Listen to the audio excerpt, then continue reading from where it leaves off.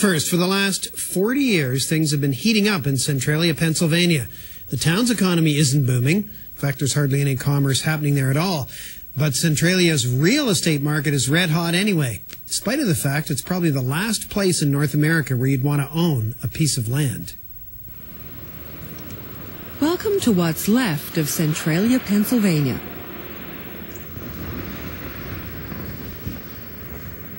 It's pretty hot.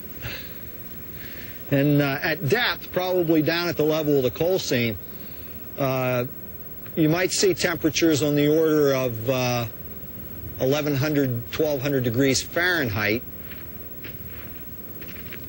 where there's active burning in the coal seam. Steve Jones is a geologist with the state government. The water spraying trick is what he uses to dramatize how hot the ground is here. Evidence of an underground inferno that's been burning for 40 years. That's pretty hot. Not a very pretty picture. Most of the surface expression of the fire within currently the 450 acres that's burnt or burning looks an awful lot like this. Not a pretty sight. That's a civil servant's gift for understatement. Up top, there is a denuded landscape. Underneath, fires smolder and rage in a coal mine complex that covers 12 square kilometers. In the beginning, there was coal, enough coal and oil to make Pennsylvania a kind of 19th century version of Saudi Arabia. Rich veins that run kilometers deep in the rock or just erupt in black mountains dotting the countryside. In 1962, Centralia was a prosperous mining town of 1,100, smack dab on top of seams of the richest coal of all, anthracite. Now it's practically a ghost town. Just 11 people live here. But once there was a school, 4 movie theaters, 7 bars, and a gas station. This was a blue-collar community, the kind that puts down long roots. In the cemetery, there are freshly tended graves. In the spring of '62, town workers were burning a little excess garbage in a landfill behind the cemetery, as they often did during spring cleanup. Unbeknownst to them, they picked a spot where coal was right near the surface, and it ignited. The blaze was on, and it would burn down through a maze of tunnels to a depth of 100 meters. David DeCock is a reporter who's written a book about the Centralia fire. It burned down and ignited this coal and then burned its way down into this vast network of abandoned mines beneath the town. Coal is simply combustible sedimentary rock formed from the remains of plant life. There are several grades. The purest and least common is called anthracite. It's used to fuel the coke ovens that produce steel. Anthracite burns longer and produces more heat than the other grades of coal. It's hard to ignite, but once it's lit, it's difficult to extinguish. Cave-ins and fractures make the mine impossible to seal off. Long-abandoned tunnels like this one in nearby Ashland ensure enough oxygen to fuel the flames for at least another 100 years. In untold kilometers of mine shafts, the fire burns out of control. The advancing flames toast the next section of ore along the seam, heating it to ignition. 2 of the hazards that accompany the fire front moving through an area are sinkholes, and the second one are the gases. In Centralia, the hills are alive with the smell of sulfur. I think you can smell some of the rotten egg odor right now, and that's hydrogen sulfide gas coming off the burning coal.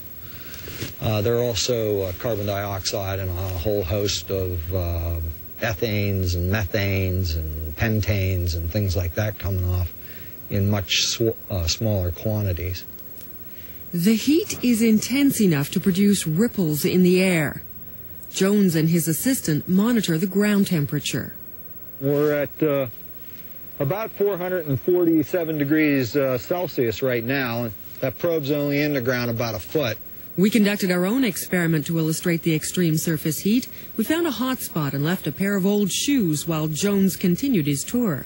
The roads actually subsided from clear up around the curve up there, where the Buck Mountain Seam outcrops, clear down through this area And down well beyond Tim there, you can see undulations in the roadway down there, probably another 150 yards.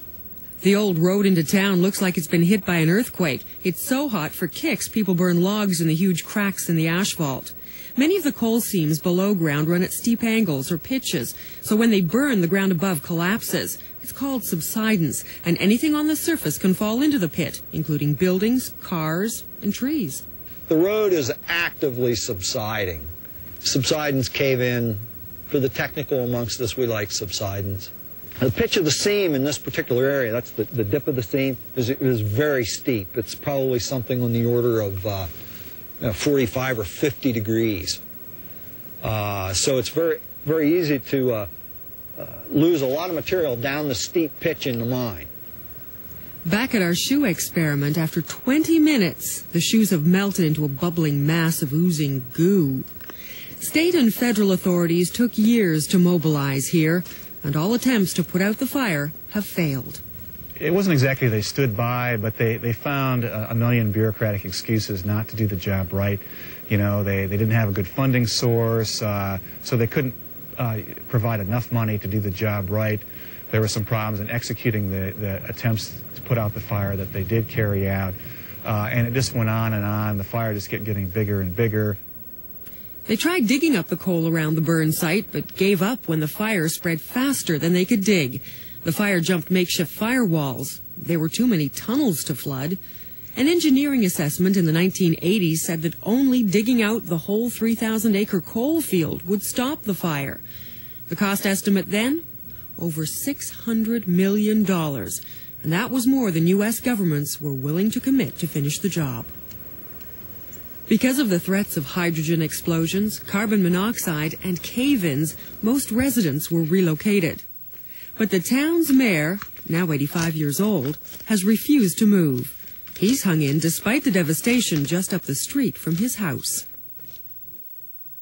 They figure we're crazy to stay here. There's never been a fatality. There's never been a property damaged by that fire. And once the people were out of there, the health department really didn't have an interest in continuing the monitoring. Now, for the first time in over 2 decades, researchers are studying emissions here. Beyond the carbon compounds that come with burning fossil fuels, they're finding heavy metals, lead, arsenic, mercury, even traces of uranium, all naturally occurring in the ground. But this same research team is also looking for signs of life in the desolate landscape, searching for new leads on tiny organisms like bacteria that may help dispose of toxins or treat disease. Tools of hope from Ground Zero in Centralia. Tomorrow we'll show you how scientists are scouring the land in and around Centralia in the hopes of unlocking some of the rugged defenses employed there by bacteria.